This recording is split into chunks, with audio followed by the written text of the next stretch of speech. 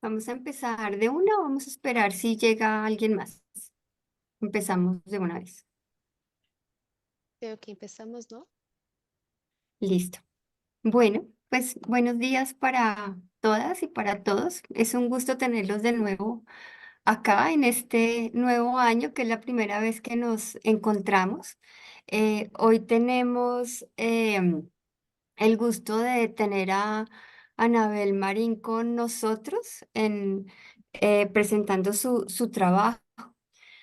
Anabel es economista con un doctorado en política pública en ciencia y tecnología de SPRU y viene trabajando en los últimos años en el IDS, en el Instituto de Desarrollo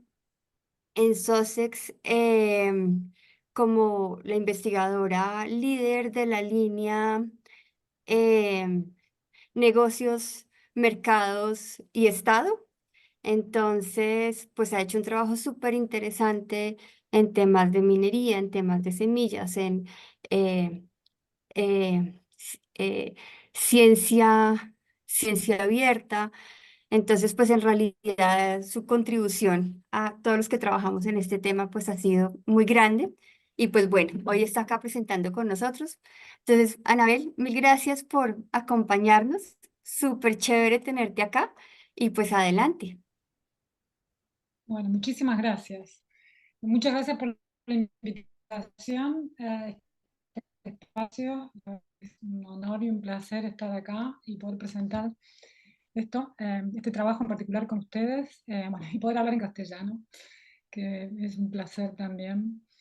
Es contarles que este es un trabajo, lo que voy a presentar ahora no es todavía un artículo que hayamos terminado. Está en proceso, hace bastante tiempo, lo venimos trabajando con Daniel.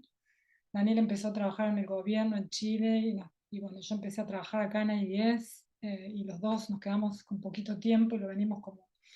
ahí tratando de avanzar de a poco y tratando de cerrar una versión.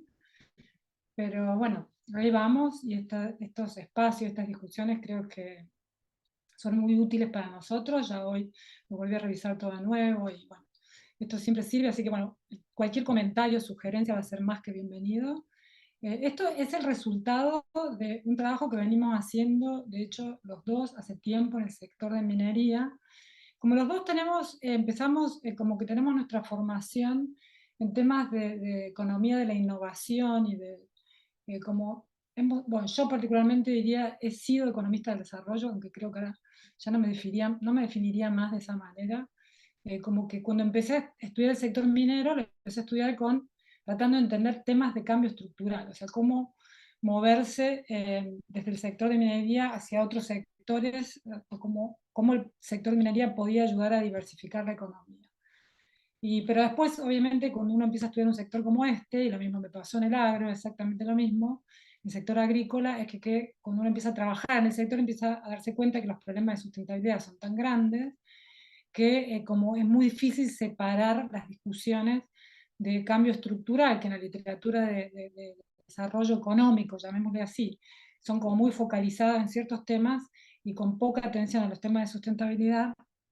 como que resulta un poco ficticia esa separación. Entonces, como siempre, en el trabajo mío, y bueno, justo también en este caso con Daniel, la intención es un poco tratar de ver cómo ponemos estas piezas que a veces parecen como viniendo de lugares muy diferentes en un mismo espacio para dialogar y ver si de ahí podemos llegar a alguna conclusión interesante. Entonces, esto lo que les voy a mostrar es el resultado de un esfuerzo en esa dirección, de ver cómo integramos distintas cuestiones que nos preocupan hace tiempo, en este caso en particular en relación al sector de minería. Entonces, en la presentación voy a empezar hablando de la importancia, por qué es tan importante hoy pensar una transición en el sector de minería. En segundo lugar, voy a discutir qué tienen para decirnos la literatura de transición sobre las posibilidades de transicionar el sector de minería. Primero voy a un poco introducir la literatura de transición, que todos ustedes conocen, pero rápidamente, pero como les decía, lo voy a hacer desde donde estamos parados nosotros, es decir, cómo mira la literatura de transición a alguien que ha venido trabajando hace tiempo sobre temas de desarrollo, ¿no? Desarrollo económico, pero también desarrollo más en general. Y la aplicación en particular del sector de minería. Después vamos a presentar un framework, una síntesis que hacemos de la literatura de transición y la literatura más de desarrollo económico más tradicional, una síntesis como que nosotros hacemos para que nos parece útil para analizar las características del sector de minería en relación a sus posibilidades de transformación. Y finalmente con ese framework, con esa síntesis, como le queramos llamar, lo que vamos a analizar son las fuerzas de cambio y de estabilidad, o de que se llaman en literatura de lock-in, en el sector de minería. Y al final, en la parte final, voy a bueno, hacer una síntesis de todo lo que hicimos, lo que estamos haciendo en el trabajo, y sobre todo, lo más interesante, o sea, identificar áreas de investigación que están vacantes, porque un poco la conclusión de este ejercicio que hacemos es, bueno, la literatura de transición tiene, a pesar de que no se ha metido mucho a estudiar el sector de minería, tiene mucho para decir potencialmente, para pensar una transformación en este sector, y sobre todo tienen para agregar bastante cuando lo comparamos con las perspectivas más tradicionales que se usan para pensar la minería y el desarrollo, pero también hay muchos gaps cuando tratamos de aplicarla al sector de minería y a la problemática de los países que son ricos en recursos mineros, que en la mayoría son de países de ingresos bajos, medios y bajos. Entonces, bueno, ¿por qué es tan importante? Bueno, obviamente el sector minero es como el primer link de la mayoría de las cadenas de valor, o sea, es el que provee la materialidad de un montón de sectores, pero además también, piensen, en la mayoría de los sectores tiene su origen en el sector mineral, pero a su vez también es un sector muy importante para muchas economías de ingresos bajos y medios. Algo así como el 50% de las economías de ingresos bajos y medios tienen una canasta exportadora que depende entre un 30 y un 50% de la minería. Pero este es un sector que tiene una historia y se hace cada vez más problemático, un impacto ambiental muy problemático. Impacta sobre, bueno, polución, el suelo, el agua, bueno, los accidentes que ya hemos visto, los riesgos de salud, riesgos para el medio ambiente, competencia en los territorios por el uso de los recursos. Bueno. Y además, a raíz de todo esto también, más y más, está causando tensiones y conflictos en los territorios. El problema que tenemos ahora es que esto ya era el caso, pero con la transición energética, lo que estamos viendo es que la presión va a ser cada vez mayor hacia el aumento en la demanda de minerales. Entonces, si ya el sector de minería es un sector importante para muchos de los otros, ahora se convirtió en un sector que está llamando mucho la atención, porque está siendo muy claro que la transición energética depende o va a depender enteramente o muy fuertemente de los minerales, de lo que son llamados minerales críticos. Se proyectan aumentos de hasta 500% o 4 veces o incluso más para algunos de estos minerales críticos, y mientras la economía global se está preocupando por los problemas de aprovisionamiento que esto puede llegar a traer, porque la capacidad que tenemos existente para la producción de minerales no va a ser suficiente para la demanda que ya se está proyectando, aún en los escenarios más conservadores. Desde el punto de vista de los países en desarrollo, el problema que estamos viendo es que esto va a generar muchas más tensiones de desarrollo de las que ya tenemos. Porque por un lado, este es un sector que, como ya dije, muchas de las economías de los países de ingresos bajos y medios dependen del sector, pero además también lo ven como una posible plataforma para el desarrollo de otros sectores,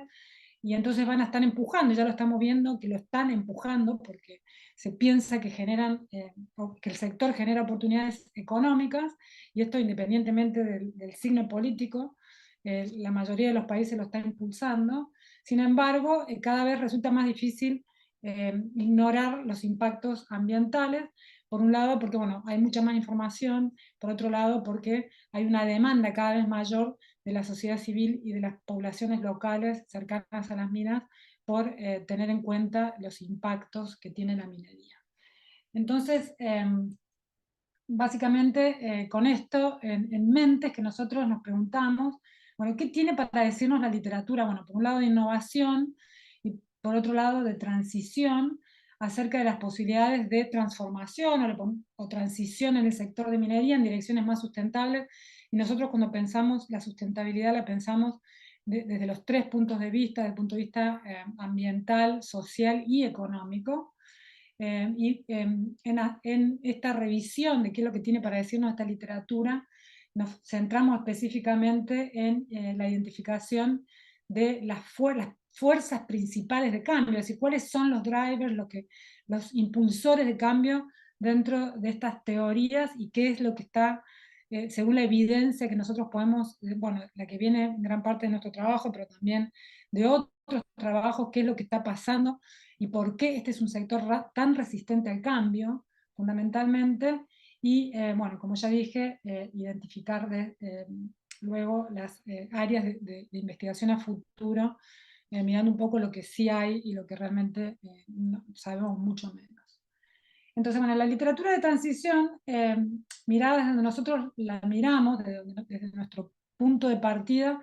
es una literatura que extiende las ideas de la literatura de innovación más tradicional, evolucionista, digamos,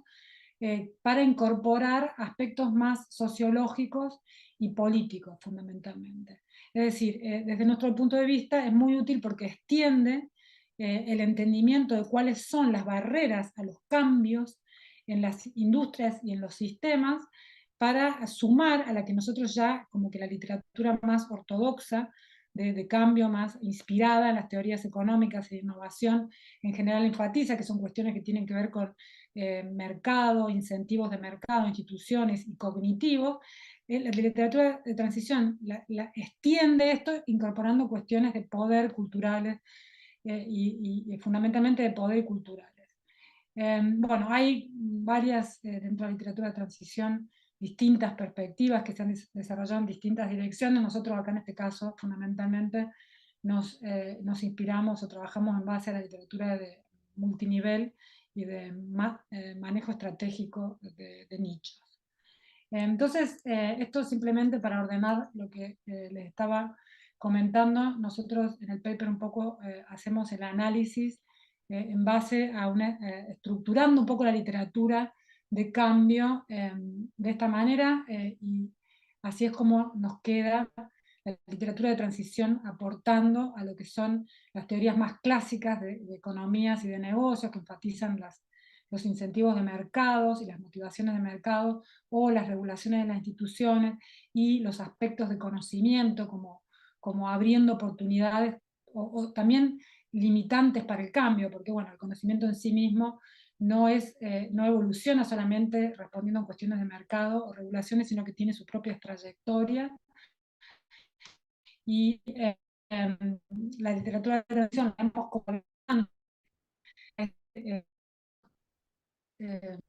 escuela, si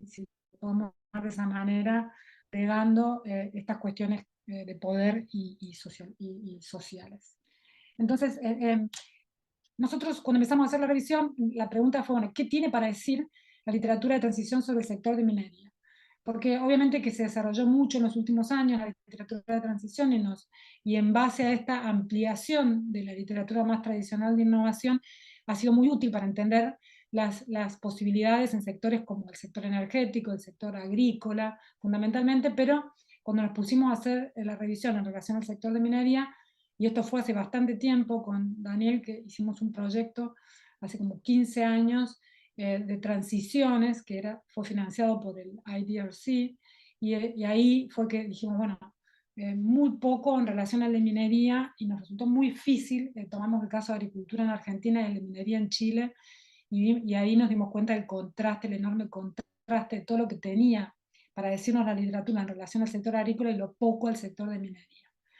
Bueno, un poco esto no cambió en los años y lo que nosotros sostenemos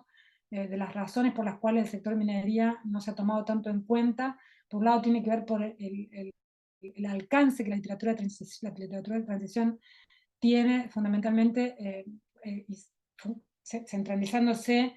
más que todo en ciertos sistemas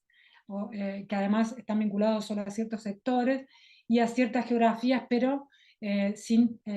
con mucha menos atención a otras, ¿no? Entonces, bueno, fundamentalmente, como dije, el sector energético y el agrícola, el de producción de comida, pero, y bueno, vinculado a la cuestión de la movilidad y de la solución del problema de alimentación, digamos, pero bueno, como abandonando un poco este otro sector, que a su vez también puede ser considerado un sistema, si uno lo toma en conexión con el resto de los sistemas. Bueno,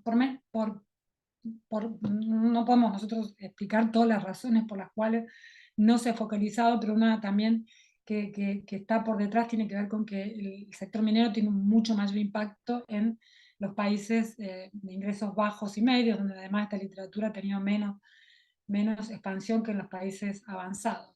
Pero a su vez también una cosa que identificamos es que, y esto también se argumenta en la literatura, es que hay un sesgo a estudiar mucho más los sectores y las áreas donde se observan resultados positivos. Y esto pasa en muchas áreas de investigación, no solamente acá. Y el sector minero es un sector en el cual es muy difícil encontrar estos resultados positivos, pues es un sector con muchísima inercia de los primeros, y cuando la literatura de innovación identifica los patrones de cambio entre sectores, el sector minero ha experimentado cambio. Eso tanto si miramos tecnologías institucionales como tecnologías más duras es lo mismo.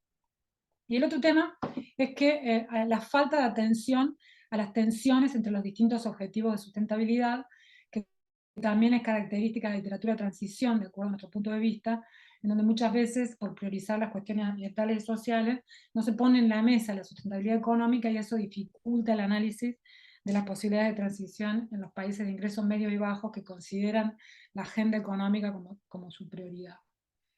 Entonces, lo que nosotros hacemos es desarrollar, no sé si llamarle framework o una síntesis, como para analizar el sector de minería, tomando prestado bueno, conceptos e ideas de la literatura de innovación y de transiciones, combinándolas, y en base a esto después analizamos cuáles son los factores que están bloqueando o que están dificultando el cambio en el sector minero, y también los que estamos viendo que están emergiendo mucho más tímidamente en el nuevo contexto global, pero que podrían ser interesantes puntas para nosotros para empezar a ver y reforzar y apoyar el cambio en el sector de minería. Entonces, en esta síntesis que hacemos, lo que nosotros identificamos como aspectos importantes a tener en cuenta para pensar después estas fuerzas de cambio y estas fuerzas de estabilidad son, bueno, las características del producto, del proceso, de los modelos organizacionales que caracterizan a las empresas del sector, la organización industrial, bueno, las características del mercado y la demanda, las instituciones y las políticas, cómo son las que tienen que ver con la minería y qué problemas y desafíos tienen. Bueno, los temas que tienen que ver con las bases de conocimiento. Esto son muchas cosas que vienen más de la literatura de innovación y de económica más clásica. Y después, lo que trae, como ya dije antes, la literatura de transición desde nuestro punto de vista, más centralmente, son cuestiones como los principios guías que están conectados también, bueno, a cuestiones culturales y de valores, y centralmente el tema de la agencia del poder, o sea, de dónde viene y las limitaciones, que eso es algo que, por ejemplo, la literatura de innovación no considera centralmente ni interesantemente, desde mi punto de vista, y por eso la literatura de transición es tan útil cuando uno empieza a ver las posibilidades de cambio en lo concreto, incluso posibilidades de cambio que la literatura de innovación ha estudiado por muchos años, como el cambio estructural típico. Si no metemos cosas de poder y las posibilidades de agencia, tampoco nos quedamos cortísimos. Bueno, entonces, ¿qué podemos decir en relación a estas dimensiones cuando miramos el sector minero? Bueno, y que a su vez después van a tener implicancias para pensar las posibilidades de cambio. Bueno, por un lado es un sector que es un commodity, se usa mayormente en otras industrias, y entonces que fundamentalmente la competencia se da a través de costos. Esto, de la reducción de costos. Esto tiene muchísimas implicancias en términos de las posibilidades de cambio, porque los sectores que son sectores de commodities tienen características muy especiales en relación a las posibilidades de cambios cualitativos. Bueno, después en relación a los procesos, las minas son actividades que llevan mucho tiempo de construcción, y además una vez que están construidas, se usa la misma tecnología por mucho tiempo, porque tienen muchos costos hundidos, son de gran escala, y entonces es muy difícil salir, una vez que ya se instaló, y es muy difícil cambiarla en la marcha. Eso también lo hace muy diferente a otros sectores, como por ejemplo si comparamos con el sector agrícola, donde tenemos mucha más diversidad de escalas posibles, ¿no? Y trae muchísimas implicancias en relación a las posibilidades de cambio. Después también las firmas que caracterizan a un sector dominado de esos de gran escala, con grandes firmas, son firmas típicamente y cadenas de valor muy jerárquicas, que se vinculan o su permeabilidad a los cambios son muy a la influencia de fuerzas de mercado y no mercado es muy baja. Cuando miramos la estructura industrial, entonces de nuevo vinculado al tema de la escala, porque está todo vinculado con todo, son sectores, es un sector que está dominado por grandes empresas. A pesar de que existe la posibilidad de hacer minería a distintas escalas, en general el sector es un sector muy dominado por unas pocas empresas, estas son de las más importantes, pero incluso cuando después vamos a los países en particular, aunque hay algunas empresas domésticas, por ejemplo tomemos el caso de Chile, aún así las empresas que son estas domésticas son empresas grandes, las que tienen una porción y una participación en el mercado importante. Pero también el sector de proveedores es un sector oligopólico, quizás más concentrado que el sector de minería, y eso tiene muchísimas implicancias para pensar las posibilidades de cambio, porque es un sector con altas barreras de entrada, en donde es muy difícil que entren empresas pequeñas y medianas con nuevas tecnologías, con nuevas ideas. En general las que hay tienen muchas dificultades de entrar, hay competencias desleales, cuesta entrar a la provisión del sector minero, entonces todo esto le imprime características muy inerciales al sector. Además, si miramos la estructura de la demanda, también vemos en parte por qué es un sector con tanta inercia a los cambios. Por un lado, con la volatilidad que tiene de precios y el hecho que sea de commodity, que dependa de la fijación de precios a nivel internacional, eso, y que se compita por costos, eso genera muy pocos incentivos a la inversión en innovación, investigación y desarrollo, porque es difícil recuperarlo por precios. Pero a su vez, más importante todavía, la demanda está muy distante de la producción, a diferencia de los sectores donde se produce un bien que va directamente al mercado final, donde el consumidor está más comprometido con cómo se produce. En la minería, al ser un insumo de otros en general, el que consume no sé, un teléfono o lo que sea que tiene minerales, no se pone a pensar cómo se produjeron, cómo se extrajo el mineral con que se hizo el teléfono. Entonces la demanda como que tiene poca posibilidad de afectar las posibilidades, está como distante, ¿no? Cuando miramos las políticas también vemos problemas, porque en general, por un lado, el sector de minería está afectado por muchas políticas que entran en tensión. Eso pasa en otros sectores, pero en la minería es muy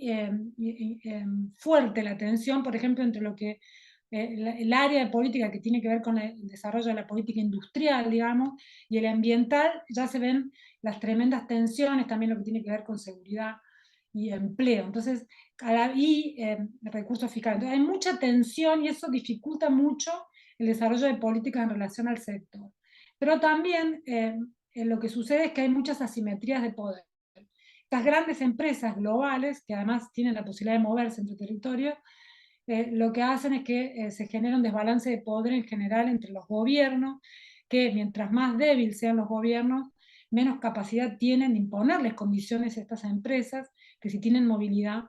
entonces simplemente se mueven de un lugar a otro. Esto lo hemos visto en América Latina, por ejemplo, en relación a inversiones en el sector de cobre o plata y oro, etc. Entonces, ahora con esto de la concentración de los minerales críticos en ciertas regiones, puede ser que esto cambie, por eso ya hay países que están viendo si pueden utilizar su poder en esa dirección, pero por ejemplo el caso de Indonesia, bueno, Bolivia lo intentó hacer, pero no es tan sencillo, aún ni en los casos en donde los países tienen cierta monopolio en el recurso, no es tan sencillo. Después, en relación a los temas de conocimiento, este es un sector que depende de bases de conocimiento tradicionales, de la ingeniería, geología, materiales, pero lo que está cambiando y que se vuelve interesante quizás como que podría ser una posible fuerza de cambio, pero todavía no lo vemos en la magnitud que nos interesa, que realmente vaya a imprimir un cambio, es que son las posibilidades de aplicar conocimientos nuevos de las áreas de tecnología de información, biotecnología, inteligencia artificial, robótica. Hay mucha promesa, pero poco en la práctica, pero bueno, potencialmente son tecnologías que podrían ayudar a cambiar a cómo se hace la minería. Y otro conocimiento que cada vez se necesita más y que las empresas realmente no muestran mucho avance en este sentido es conocimiento en relación a cómo vincularse con los gobiernos y además mucho menos con la sociedad. En términos de principios guía, este es un sector que está muy guiado por reducción de costos y maximización de beneficios. Los gobiernos generalmente se centran más que todo en cuestiones de ingresos, de promoción de inversiones, pero las cuestiones vinculadas a la sustentabilidad están, y las preocupaciones, y también, tanto desde el punto de vista de las empresas como desde el punto de vista de los gobiernos, están volviéndose más importantes, pero obviamente no al ritmo que se requeriría para que empezamos a ver los cambios que se esperan o que se necesitan. En términos de valores culturales, es un sector muy conservador, con baja propensión a la innovación, muy asistencialista, exclusionario, dominado por hombres. Bueno. Y cuando pensamos temas de agencia y de poder, toda la cuestión de la concentración, pero a su vez también la fuerte incidencia de los mercados financieros concentrados en ciertas regiones, imprime también como muy ciertas características a la estructura de poder en el sector que se va a convertir después, o que tiene implicancias muy fuertes a la hora de pensar las posibilidades de cambio. La gran pregunta que nosotros hacemos, como ahora yo voy a discutir en la parte que sigue, es, bueno, si realmente la sociedad civil, con la presión que está ejerciendo cada vez más sobre el sector, puede llegar a estar cambiando la distribución de poder. No está para nada claro, pero con la situación que tenemos hoy no es la misma que la que teníamos hace unos años en el sector. Entonces, con este tipo de características, un poco ya adelanté bastante en la presentación, pero a modo de síntesis, entonces observamos un sector en donde las fuerzas de mercado, que tradicionalmente tendrían que estar funcionando para promover cambios, no están funcionando. La demanda y las características de la demanda que ya expliqué, la escasa competencia por la concentración, el poco impacto que tienen los mercados financieros, la dificultad de las regulaciones para incidir, sobre todo las regulaciones nacionales, y del conocimiento, y con todas estas restricciones que se aplique el nuevo conocimiento del sector, hace que este sector sea un sector en donde hay muy poco cambio y muy poca innovación que se origine en este tipo de fuerzas más tradicionales de cambio. En términos de conocimiento, fundamentalmente la limitación tiene que ver con esta concentración del conocimiento en unos pocos proveedores globales que tienen muy poco incentivo al cambio. Entonces, esto hace que si miramos, por ejemplo, algo tradicional que la literatura de transición mira para ver el potencial de transformación en un sector, que son los famosos nichos, en el caso del sector de minería hay muy poco. Y lo único que vemos son nichos donde se están haciendo experimentos con cambios muy incrementales y que podríamos caracterizar como problemáticos. Nosotros ahí en el trabajo usamos el ejemplo de la desalinización del agua marina para mostrar el tipo de tecnologías con las que se está experimentando para abordar algunos de los problemas del sector, pero en la discusión de este desarrollo tecnológico, que es la utilización del agua de mar, en vez de utilización del agua dulce para la actividad minera como una manera de reducir el impacto hídrico, y en un país donde se ha avanzado mucho, en el país de Chile, pero no solamente, también en otros. Este es algo que está ganando prominencia desde el punto de vista de las empresas y que empezó muy chiquito, pero se expandió, pero sin embargo está siendo fuertemente cuestionada porque mientras soluciona un problema empieza a generar otro, y lo que podría ser una solución más interesante, que la utilización del agua, del mar en sí mismo, no, las empresas no lo toman porque implicaría cambios mucho mayores en el sector empresarial. Y con todos los problemas que escribí antes en relación a cómo funciona este mercado y la institucionalidad que tiene relacionada, bueno, estas soluciones que son un poco más potencialmente transformadoras no llegan no terminan avanzando. Entonces, acá donde la literatura de transición parece justamente ofrece mucho más que las teorías más clásicas de cambio para pensar las posibilidades de transformación en el sector, pero también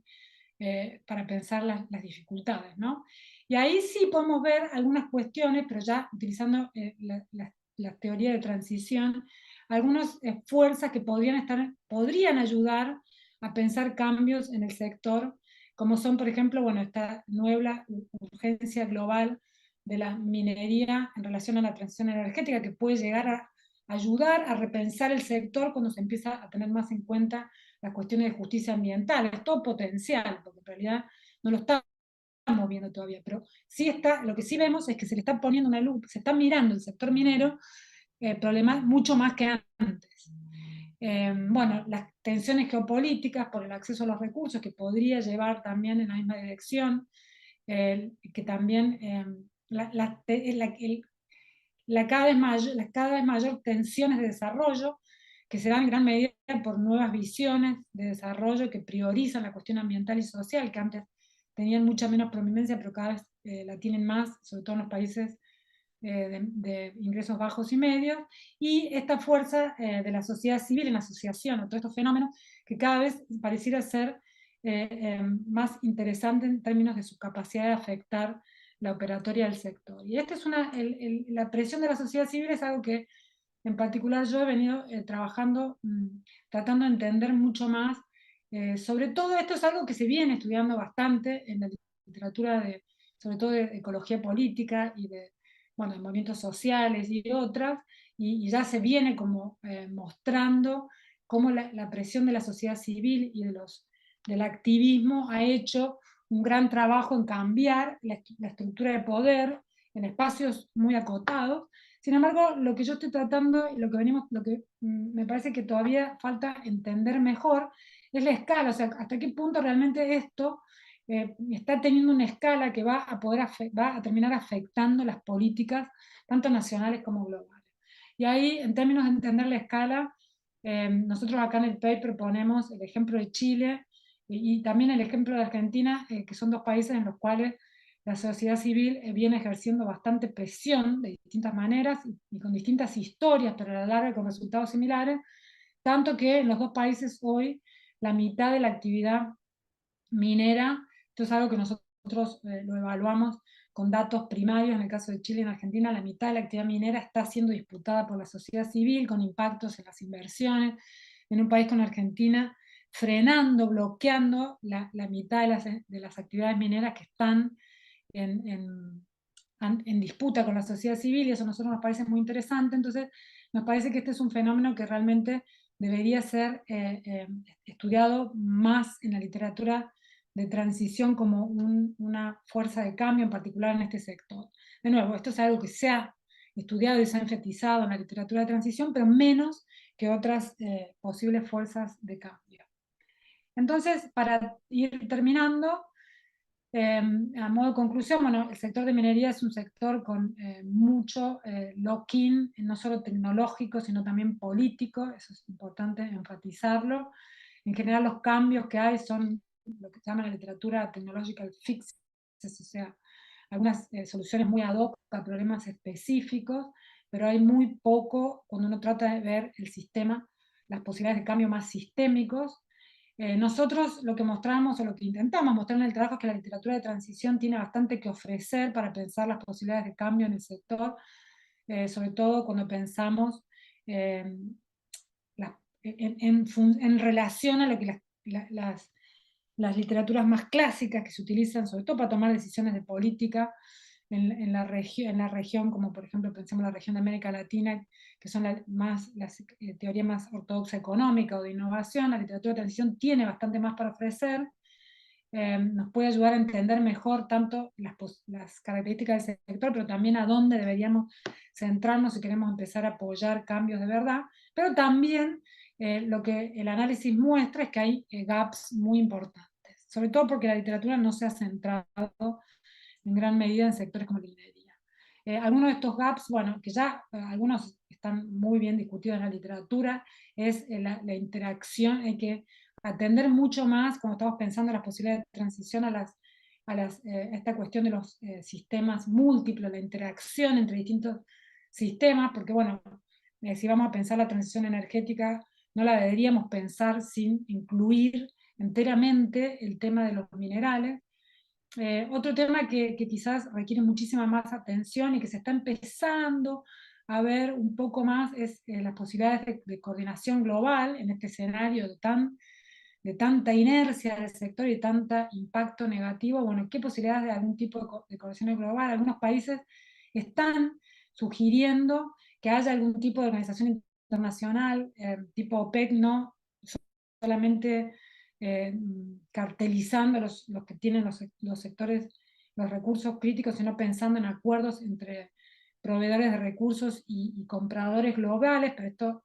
está muy poco discutido. Lo que habría que atender mucho más también son estas tensiones entre las políticas nacionales y las globales, y las prioridades nacionales y las globales, y lo que la literatura ha llamado entonces el régimen sociopolítico. Mucho más sobre imaginario del futuro, esto se está estudiando, obviamente, porque cuando uno piensa las posibilidades de transformación, en el corto plazo hay, obviamente, que la prioridad es pensar cómo se transforma un sector que no se va a desarmar, pero en el mediano, en el largo plazo, lo que nos obliga a pensar es cuáles son las alternativas, tanto para pensar cómo operarían otros sectores, pero también para los territorios que hoy dependen mucho del sector mineral, y hay bastante trabajo sobre eso, pero no sé, habría que integrarlo mucho más a la hora de pensar las transiciones. Y después este gran tema de los trade-offs entre las cuestiones ambientales, sociales y económicas, que cuando uno empieza a ver la cuestión de política y las posibilidades de apoyar transiciones en el sector mineral en los países que son muy dependientes del sector mineral en la actualidad, o que en general han sido dependientes de recursos, lo ven muy difícil. Esto tendría que tener un lugar mucho más importante en las discusiones, pero sin embargo no lo entendemos todavía muy bien. Bueno, como ya dije, el rol de los movimientos sociales y vinculado a todo para justamente como manera de un poco abordar todas estas cuestiones, mucho más énfasis en las cuestiones de justicia, cuando pensamos las transiciones, pensadas dentro de los países, pero también entre países. Y bueno, con esto termino. Muchas gracias.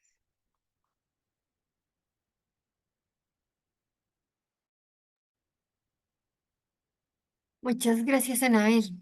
Súper chévere. Bueno, entonces seguimos con las preguntas. Em, Aquí veo que en el chat hay una, pero si te parece, em, Miguel, adelante, pues mejor dicho, vayamos haciéndolas así en voz alta. Entonces, Vale, Miguel, adelante. muchas gracias, Mónica.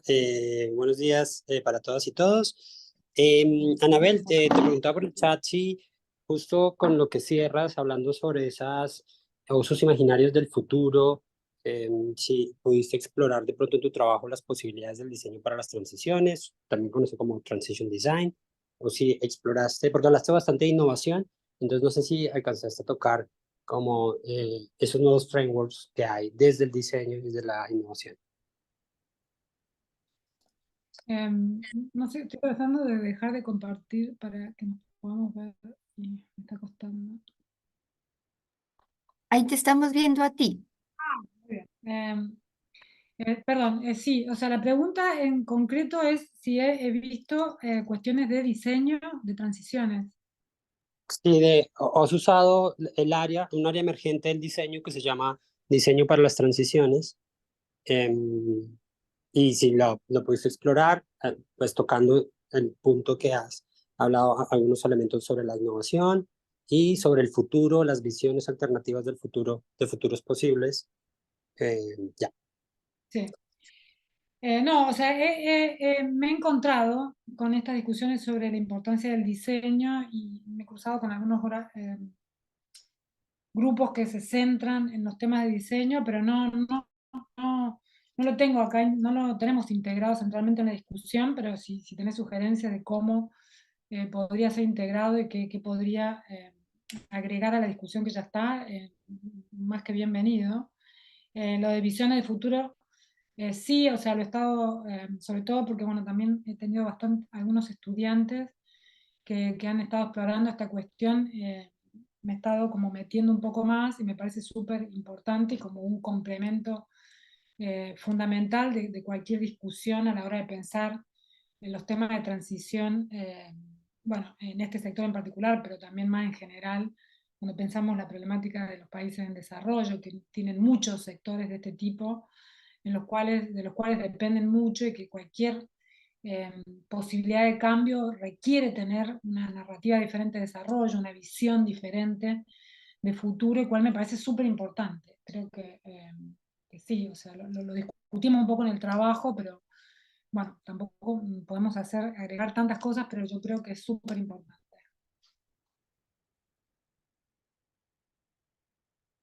Muchísimas gracias. ¿Alguna otra pregunta? A ver, mientras alguien piensa, yo también tengo una pregunta relacionada pues, con esta idea de visiones de futuro y movimientos sociales. Entonces, en lo que, digamos, en lo que han encontrado ustedes los movimientos sociales, su principal, digamos, actividad ha sido, o pues su principal objetivo ha sido detener la exploración pues sí, o la minería en distintos lugares, hasta donde esos movimientos sociales están al mismo tiempo configurando otras visiones de futuro, porque digamos que pues ahí hay resistencia, eh, pero es resistencia a una actividad en particular, pero ¿en qué medida logran crear visiones de futuro viables para esas regiones? Esa sería pues mi pregunta. Sí, o sea, yo creo que hay muchísima diversidad en las formas de resistencia y en lo que aspiran y depende mucho de los contextos. Entonces, yo diría que hay mucho activismo que simplemente apunta a detener, que es como muy pragmático y se plantea detener la actividad sobre bases como muy básicas de que si, bueno, está amenazando la actividad, si está claramente compitiendo con un recurso que se utiliza para el agua y la agricultura, no sé, como que van directamente de frente y también depende de la madurez de los movimientos sociales y de las resistencias y cuán conectados estén con otros. Eh, entonces, hay otros que son mucho más estratégicos y que están no solamente pensando en cómo van a detener, sino que ya se plantean muy desde el principio cuál es la alternativa, ¿no? Y muchos como reivindican sus actividades o vuelven, depende también, porque hay mucha resistencia que es de comunidades indígenas, pero hay otra que no, que es urbana, y entonces depende, como que hay mucha variabilidad, pero yo diría que en general nosotros también venimos como un poco militando para la interconexión entre los distintos activismos,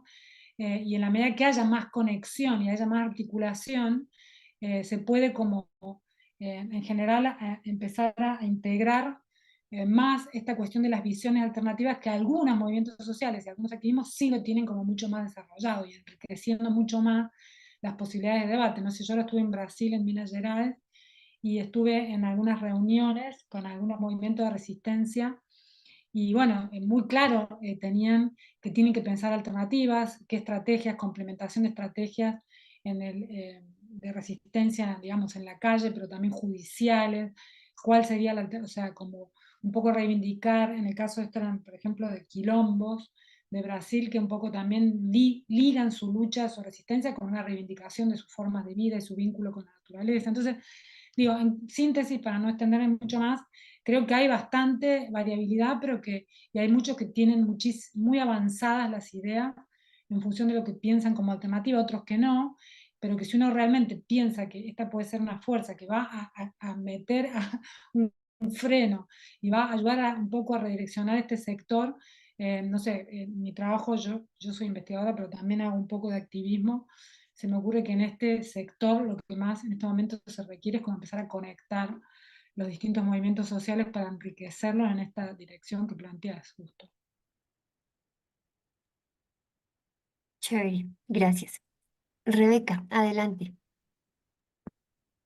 Sí, yo estoy aquí pensando que creo que la mayor parte de la demanda por los minerales de transición vienen tal vez de Europa, no sé, no tengo los datos, pero me parece. Podría haber como algún tipo de política, como hacen a veces con los productos de la agricultura, en que para importar un mineral tuviera que pasar por un proceso de, no sé, de certificación social, de como en la parte de la demanda, de poner como reglamentos que van a afectar la producción en los otros países, no sé. Si esto es alguna cosa que ya se habla, ¿no? Sí, sí, o sea, esto es como una aspiración, como que la mayoría de las iniciativas internacionales van en la dirección de estándares y buenas prácticas, porque es como lo más soft y es lo que cualquiera puede hacer, pero que a la larga como no hay enforcement. Entonces, como que hay iniciativas privadas y algunas de cooperación entre estados, pero ninguna tiene una capacidad de enforcement. Cuando uno piensa esto, como decís vos, políticas, quién lo haría y por qué. Entonces, bueno, las empresas, las cadenas de valor como las automotrices, ya viendo que algunos consumidores quizás empiezan como a valorar el hecho de que, digamos, no sé, el auto, el vehículo se haya producido con, que toda la cadena de producción de vehículos tenga consideraciones de impacto ambiental y social, ya están como moviéndose un poco en esa dirección, pero muy tímidamente como para que uno pueda observar cualquier tipo de impacto. Y es todavía más problemático, bueno, con la cantidad de nuevos entrantes, ¿no? Este es un área en donde además también, por ejemplo, por estas cuestiones geopolíticas, o sea, China está ganando muchísima centralidad y no necesariamente las iniciativas de empresas de Estados Unidos, Canadá, Australia, Europa van a ser las mismas. O sea, como que ahí hay todo un tema en términos de, bueno, quién va a hacer eso y por qué, tanto desde el punto de vista privado como público. O sea, quién pondría esa política. Y además, si la ponen, si no va a terminar siendo un problema, o sea, si no existe el conocimiento y las capacidades para dar esas transformaciones, también lo que puede terminar siendo es un problema y bueno, o percibido como una barrera paravenceraria de los países en desarrollo. Entonces como que por eso también hay que pensar todo sistémicamente, pero sí, pero es un área en la que si se está prestando atención desde el punto de vista es esa área, pero que cuando uno pregunta y le pregunta a las empresas, el año pasado hicimos entrevistas, te dicen, bueno, hay una batería de estándares que a la larga, bueno, no tienen ningún impacto porque como que no hay capacidad de enforcement y al final tampoco y las empresas lo hacen como un trámite. Entonces, bueno, no sé, yo no le tengo tanta confianza a los estándares, pero se está discutiendo.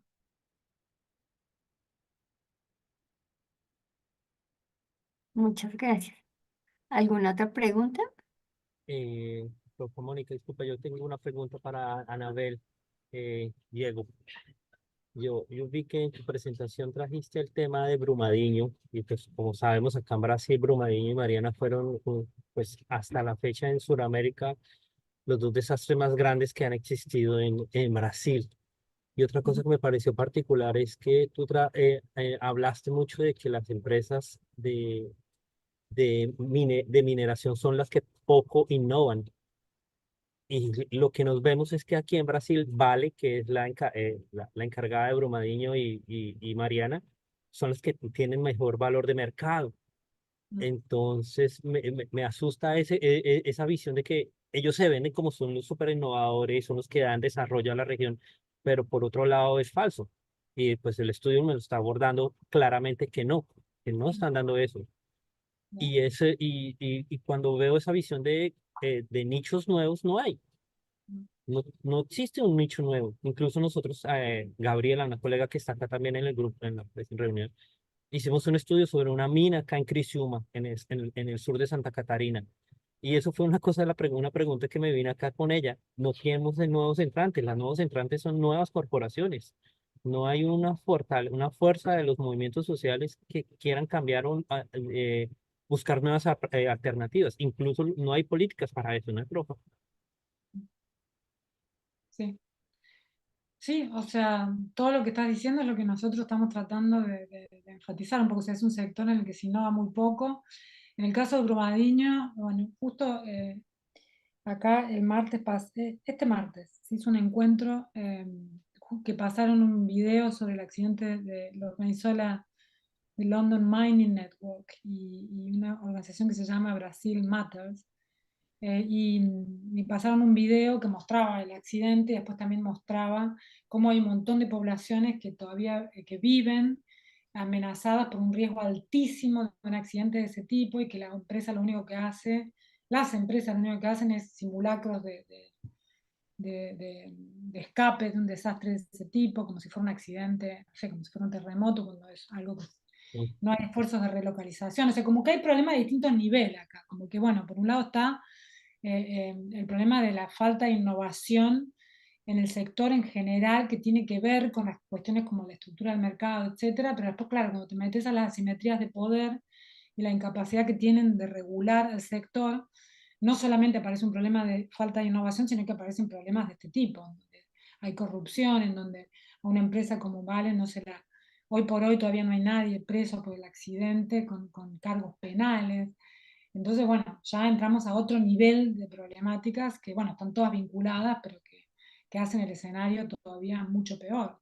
Y a tu comentario sobre las alternativas, sí, o sea, justamente lo que nosotros marcamos, esto nosotros, cuando empezamos a estudiar esto, que fue 2009 en Chile, yo en ese momento me acuerdo que empecé a trabajar con mis colegas en Chile y yo estaba haciendo el caso agrícola en Argentina y ellos de minería en Chile, yo les decía, bueno, pero ¿cómo no pueden encontrar nada? Yo, como que en la agricultura encontrábamos un montón de cosas súper interesantes, pero ¿cómo? No, nos costó 2 años de pelea, de discusiones, y a la larga, bueno, la conclusión fue esa, o sea, muy poco, como algunas cosas tecnológicas ad hoc, como, bueno, la desalinización de agua de mar, o el tema de los relaves y nuevas tecnologías para los relaves, como para abordar este tema como el de Brumadinho, que en Chile hay como un poco más de inversión, pero nada realmente de las características que uno está acostumbrado a ver en la literatura de transición de lo que es un nicho que podría estar promoviendo cambios. Sin embargo, por eso nos parece y proponemos en el artículo que hay que ampliar un poco la visión de los drivers de cambio y quizás esta idea de nicho en sectores como el de minería, la verdad que no tiene tanto sentido, sino que habría que pensar más en cuestiones como, bueno, los movimientos, fuerzas que vienen de otra parte, que no necesariamente son, son basadas en el mercado, o cercanas o que tienen el ánimo de ser una solución de mercado, porque los movimientos sociales no están compitiendo con la minería para proveer otra solución, están compitiendo como fuerza social del cambio, digamos, por alguna manera, por decirlo de alguna manera. Gracias, profe. David, adelante.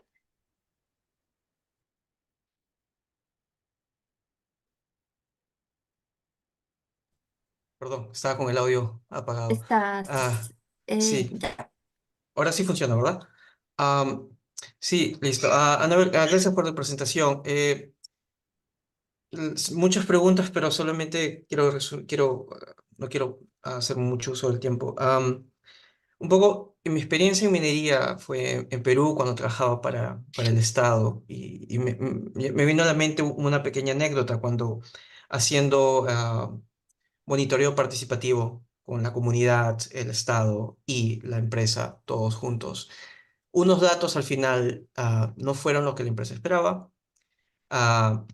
Al poco tiempo, el aparato legal de la empresa, la presión que ponía al Estado para añadir ciertas, no sé,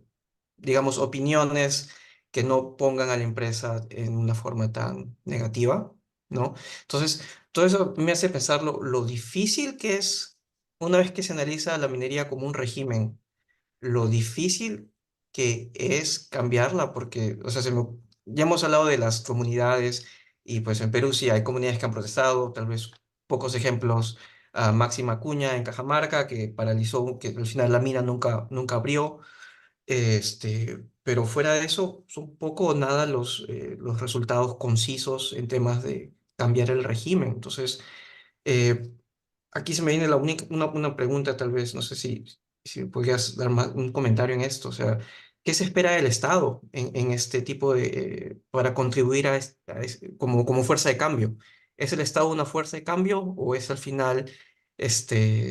un factor que fortalece más este régimen que de por sí tiene una base muy injusta, creo? Sí, o sea, lo que yo lo que traté de mostrar ahí es que yo creo que en un sector como este, y sobre todo si pensamos en la estructura productiva de nuestros países, es un factor que contribuye más a la estabilidad que al cambio, porque está muchas veces capturado, y aunque no estuviera capturado, es tan dependiente, no sé, tomemos el caso de Chile hoy, en donde hay una intencionalidad desde el gobierno de que las cosas cambien, pero al depender tanto del sector minero, bueno, se ven muy limitados en cuanto pueden realmente imponer condiciones fuertes al sector como para que haga las cosas de otra manera. Entonces, bueno, lo hacen muy gradual, y al hacerlo tan gradual termina teniendo impactos muy tímidos y entonces yo creo que justamente, y por eso me interesa el entender mucho mejor las posibilidades de la sociedad civil, porque justamente el Estado veo que, sobre todo en las áreas que tienen que ver con el desarrollo económico, no van a hacer nada. Quizás, bueno, hay otras áreas, ya como lo que por ahí puede favorecer es que haya tensión entre distintas áreas del Estado y esta cosa que está sucediendo en la mayoría de nuestros países, que las áreas de medio ambiente están creciendo, aunque bueno, menos de lo que uno querría, pero están creciendo y se están introduciendo. Nosotros analizamos en otro artículo con un colega Chile cómo evolucionó en el tiempo desde lo que nosotros llamamos explotaciones no negociadas a explotaciones mineras con algún tipo de negociación. Y también nos metemos con algunos casos de Perú, como bueno, Cerro Verde, entonces, donde también observamos como diferencias. En términos de la capacidad de los movimientos sociales, yo creo que, claro, si uno les pide que tengan un impacto en el cambio en el sistema, es mucho, pero lo que sí yo creo que lo que está claro, y quizás obviamente estoy sesgada por la situación en Argentina y en Chile, que es lo que más he estudiado, pero por ejemplo en Argentina, a raíz de Argentina es un país que ha venido tratando de impulsar la minería desde los 90. Es un país que no tiene un sector minero desarrollado, comparado con el resto de América Latina, tiene menos del 5% de peso en exportaciones. Sin embargo, ha habido una gran intención de desarrollarlo, se han hecho cambios en las leyes, etc. Y como bueno, con la mala experiencia del impacto en el sector agrícola en muchas áreas, había una gran resistencia de la sociedad civil. Entonces, 7 provincias de las ricas en recursos en Argentina tienen prohibida la minería en gran medida por efecto de la resistencia de la sociedad civil. Una cosa que beneficia este impacto en un país como Argentina es que es un país federal,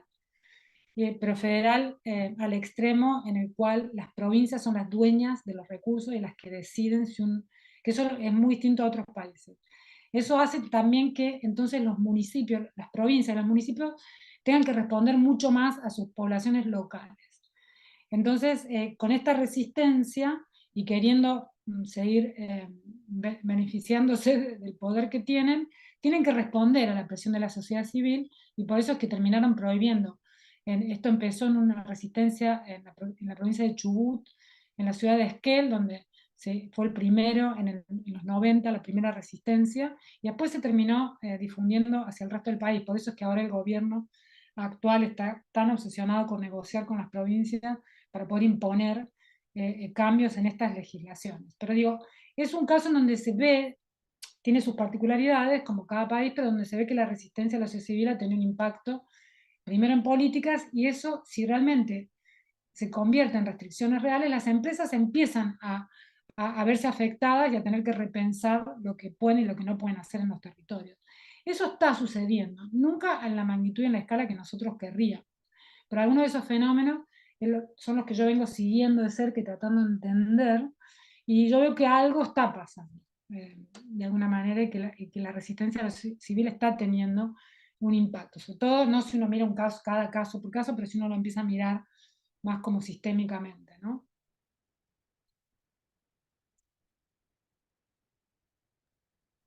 Bueno, muchas gracias. Pues ya son 5 minutos después de la hora.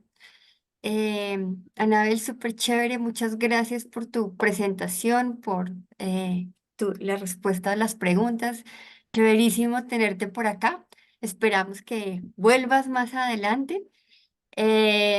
Y a todos y todas quienes están acá, muchísimas gracias y nos vemos pronto. Yo creo que eh, no el mes que sigue, sino el que sigue posiblemente. Entonces, feliz fin de semana para todos. Muchas gracias. Muchas gracias a ustedes por la invitación y un gusto para los que no conocía haberlos conocido. Chao, chao. Muchas gracias. Hasta luego. Chao, Muchas gracias. chao. Chao. Gracias, chao.